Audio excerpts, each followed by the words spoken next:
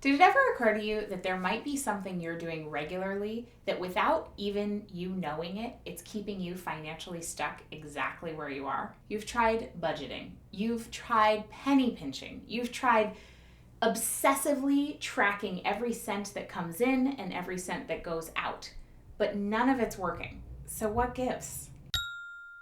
Well, in this episode of Financial Freedom Friday, I'm going to tell you about the 3 most common money habits I know about that might be keeping you stuck in debt, keeping you not making the kind of money you want, or keeping you not able to create a savings and a little nest egg for yourself and your family.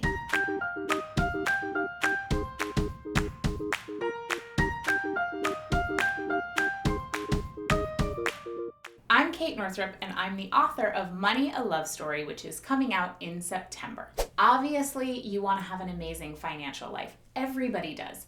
You want to take that trip to Florence and buy the amazing caramel leather boots and take them home so you can look at them every day and think of that amazing vacation you took.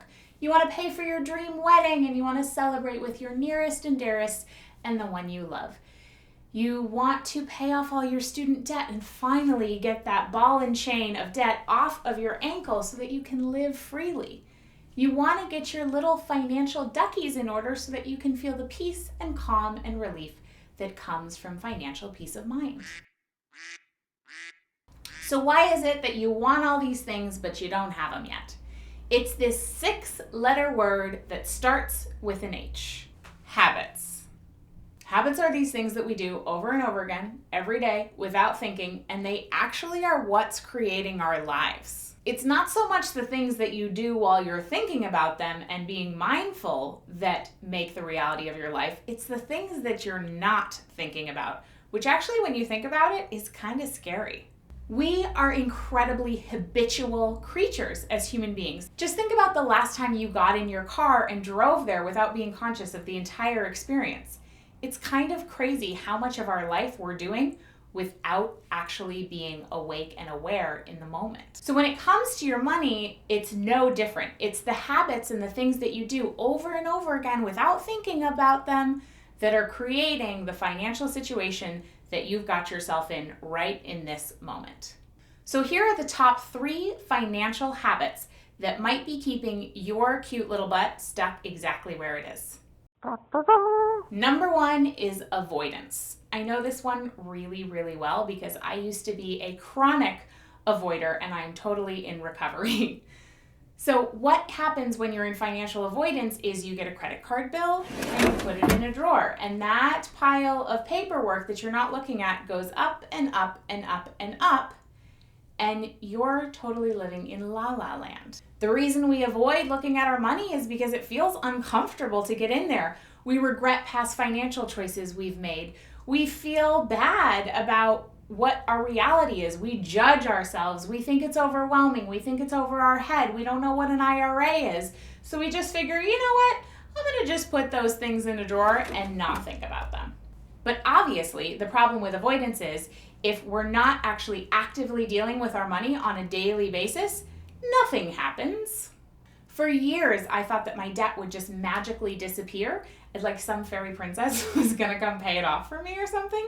I just avoided dealing with it, but it wasn't until I got my rear in gear and started paying attention to my money and broke through that habit of avoidance that I was able to get it together. The second biggest financial habit that might be keeping you stuck is saying you can't afford things. Every time we say something, it triggers an automatic response of hormones, of biochemistry in our body that creates a particular emotional experience. And that emotional experience begins to create our beliefs and begins to create our experiences. Every time you say, I can't afford that, you are affirming lack. The reality is that often when you're saying, I can't afford that, the truth is you actually could. You're just choosing not to buy it right now. Think of a time when you really, really wanted something.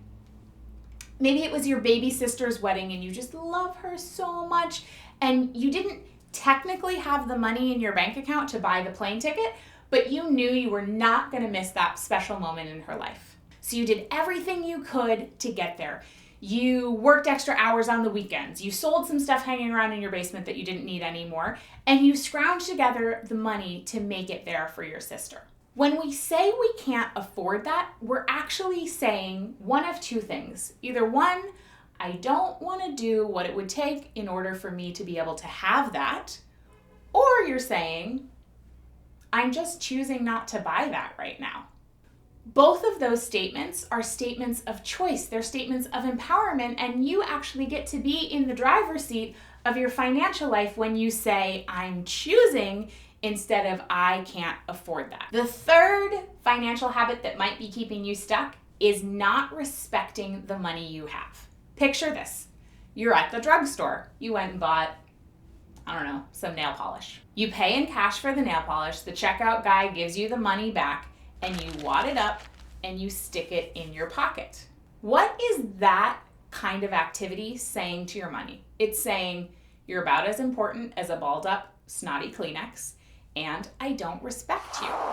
There were a couple years in my life when every time I would go through a big stack of papers, I would find checks that I had never cashed.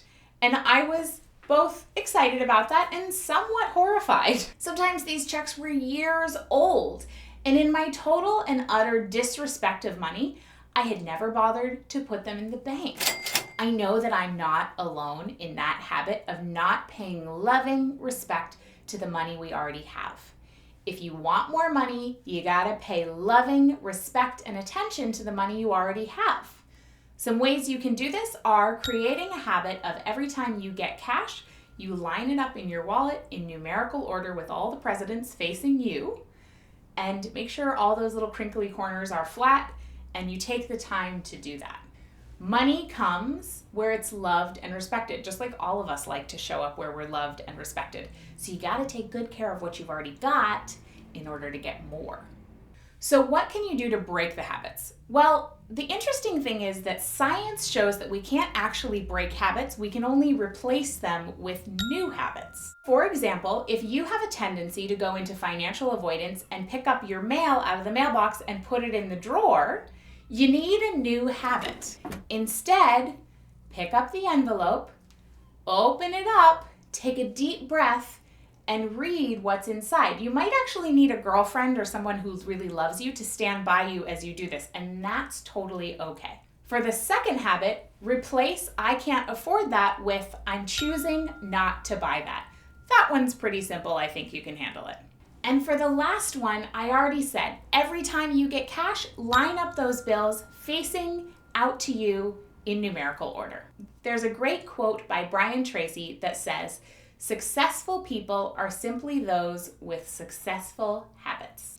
If you want to create a new financial reality, all you got to do is create new financial habits. Your financial well-being is a huge quality of life issue, and everybody deserves to go through life with positive financial habits that create an awesome life with your money.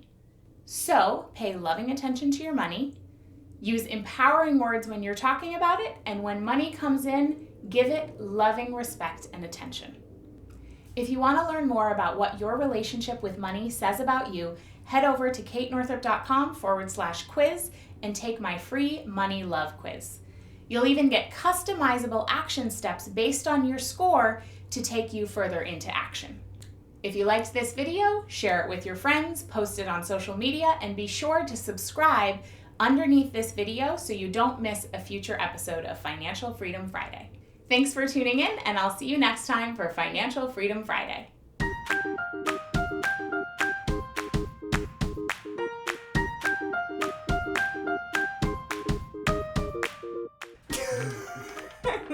And in this video, I'm going to teach you that's six.